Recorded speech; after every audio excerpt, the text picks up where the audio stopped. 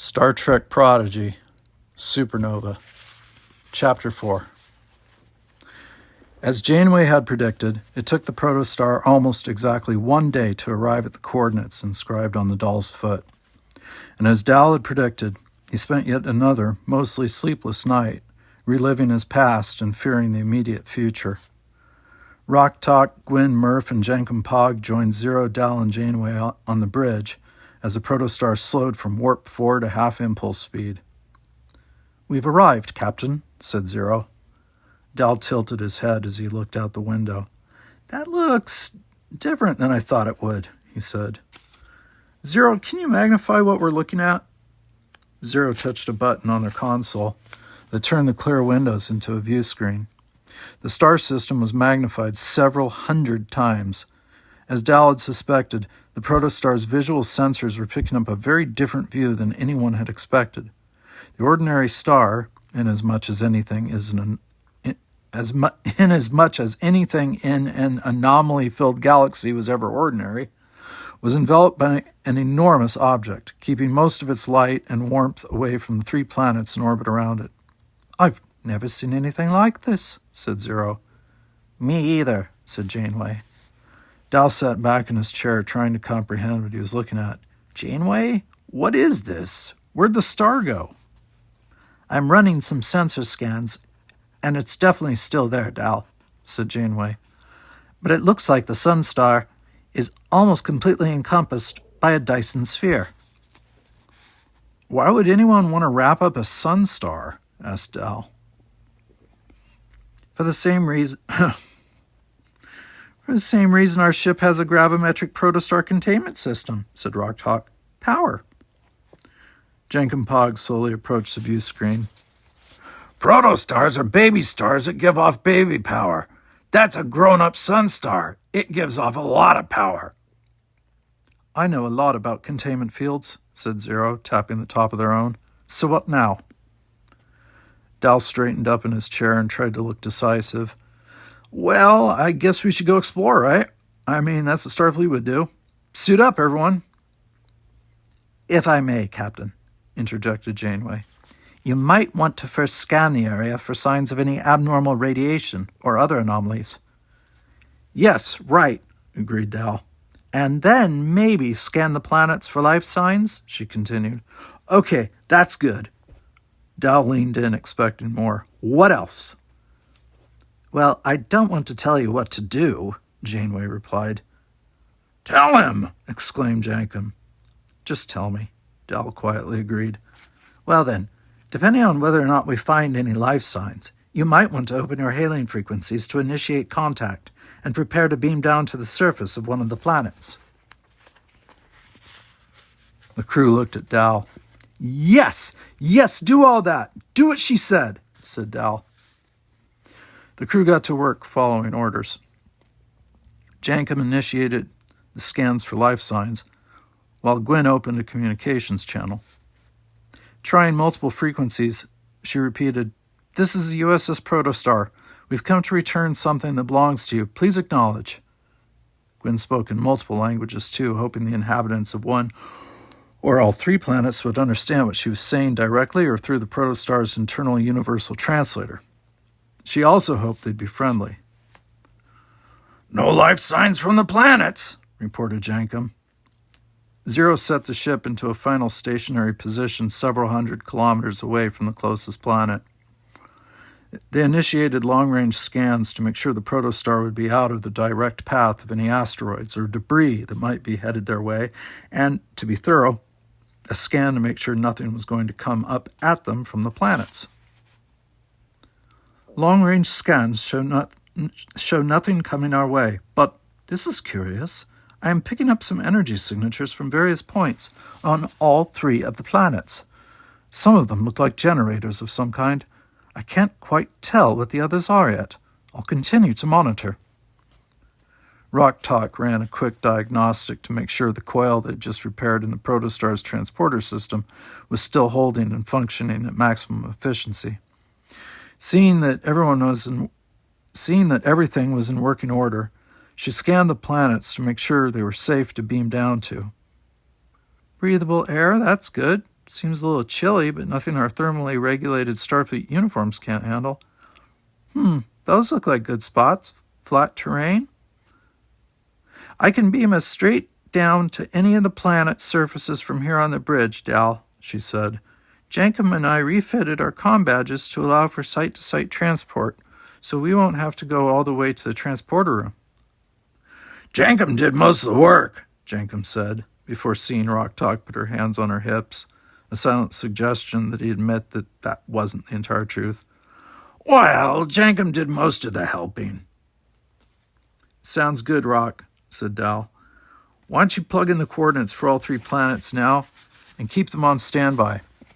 Once we get all the data back, we'll pick the best one. Rock Talk smiled. She was always happy when her brains were recognized over her brawn. Aye, Captain, she replied, inputting all the information into the Protostar's transporter systems. With nothing else to do, Rock Talk turned her attention to running routine diagnostics. She thought. Looks like one of the replicators went offline. Jankum probably asked for too many of those Delvin fluff pastries again. That's an easy fix.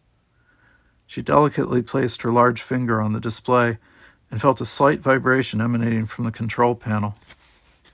The vibration became a tremor and grew to a rumble. Anyone else feeling that? She asked. Suddenly, before anyone could answer, the ship tilted violently to the left, throwing its crew to the ground. What was that? Asked Jankum from beneath the console. Dal climbed back into the captain's chair. Janeway, what was that? Run it! But before he was able to finish his order, Rock Talk noticed that the transporters were suddenly online, and milliseconds away from beaming them off the bridge. Before anyone could do or say anything, the bridge was shocked by an overwhelming and blinding flash of light, and then everything went black. Chapter 5. Dal opened his eyes.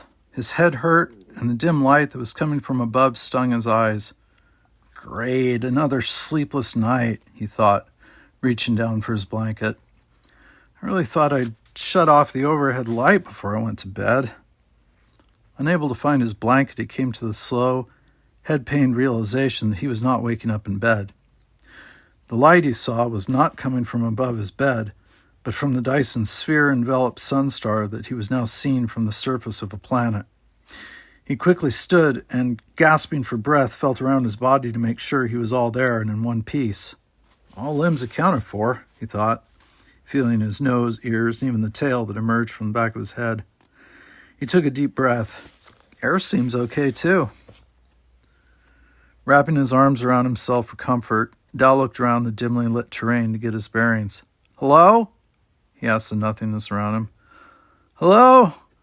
I'm not sure where I am. Nothing. Dal tapped his comm badge. Dal to Protostar. He tapped again. Dal to Janeway. Dal to anyone?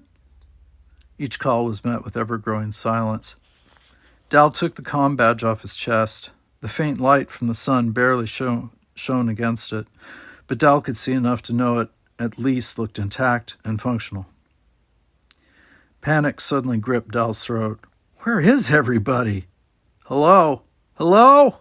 He yelled again, louder than before. Dal remembered he had his tricorder. He hoped that would work, even if his comm badge wouldn't.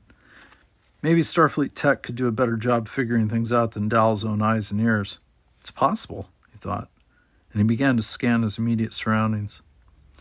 As his tricorder beeped, indicating a nearby life form, Dal heard a faint, somewhat familiar murmur coming from just a few meters away.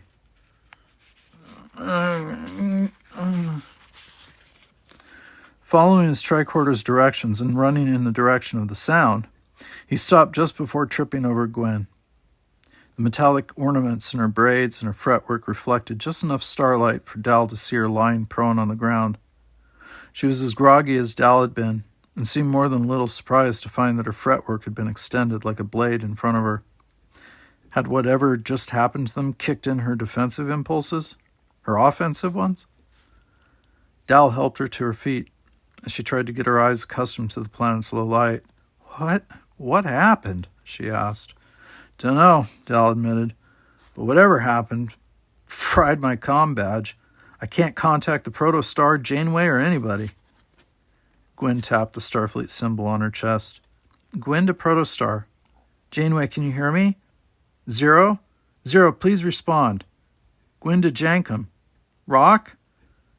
The crewmates looked at each other. Murph? Dal raised an eyebrow.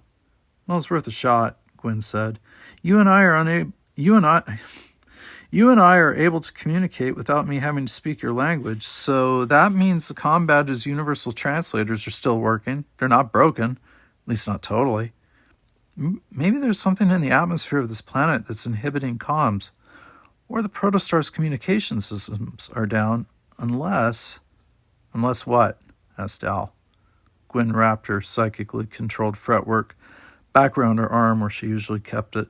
Unless the Protostar's been destroyed and there are no comms left, no anything left. Dal couldn't believe what he was hearing. Wait. What are you talking about? Why would you even... I'm just being realistic, Dal. Terrible things happen all the time. Gwyn looked at the horizon. All the time. The only thing we can do is prepare as much as we can and deal with it as best as we can. Dal placed himself between Gwyn and the horizon. Okay, first of all, can you please, just for once, just for now, give your dark and broody thing a rest? It's dark and broody enough here. Second, you're forgetting that I was the one who got us all off Tars Lamora, so I'm kind of an expert at getting off planets. How could you forget that? It just happened. Unless you're not forgetting it and intentionally leaving it out, which is really taking the dark and broody thing to a new level. So let me remind you, either way, you do dark and broody, I do daring escapes from inhospitable worlds. And third, Gwyn waited. Third? What's third? They're third, said Dal, pointing behind her. It took a moment for Gwyn to process what she was seeing. Are those? Dal asked. Gwyn's face hardened to a grimace as her fretwork extended back into a blade. Watchers.